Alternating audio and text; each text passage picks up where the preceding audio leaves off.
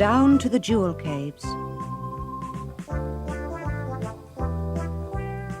The red squirrel bounded off down the tree to call everybody to the meeting. It was too much of a squash in Moonface's curved room, so everyone sat outside on the broad branch. Moonface addressed the meeting. Something very serious is happening. The Faraway tree is dying, as you can see for yourselves. Moonface went on solemnly. We have discovered there are people in the jewel caves at the roots of the tree. Oh! Said everyone in amazement. Moonface added, Waffles went down and saw them. The rabbit almost fell off the branch with pride at being mentioned by name. But the jewel caves have been closed for many years, said Silky in surprise. Yes, because the roots of the tree went deep into them. Anyway, I don't think there are any more jewels to be found. But plainly there are robbers who think there may be some left, and they have come after them, forced open the caves, and are damaging the roots of the tree in their hunt for jewels. Unless we can stop them quickly, I'm afraid the faraway tree will die. I will go down to the jewel caves myself and speak with the robbers. Saucepan, would you come with me?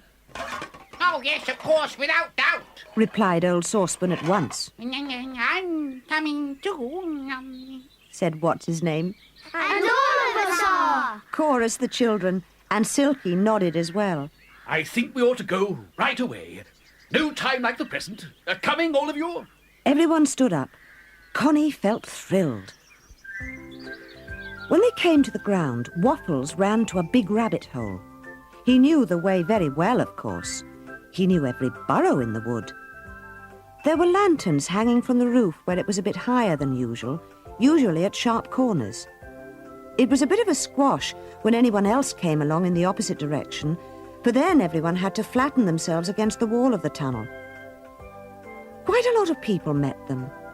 Rabbits, of course, and brownies and goblins seemed to be hurrying around by the dozen.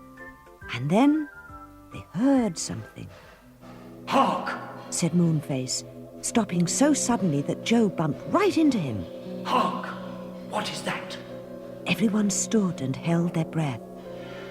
The sound came nearer still. Joe whispered, They're certainly working very hard.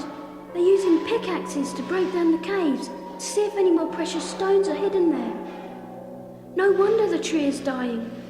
They must be striking the roots every time. As they turned a corner and came to a great door studded with iron and brass, Waffles pointed. Here are the caves. You can't get through the door. It's locked.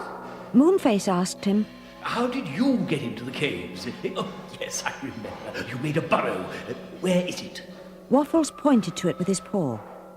But good gracious, out of it pointed something sharp and glittering. Whatever could it be? Moonface stepped up to see. He came back and whispered gravely. It's a sharp spear. The robbers plainly don't mean anyone to get into the caves again. There must be someone holding the spear. Let's go and talk to him. Come on, Moonface.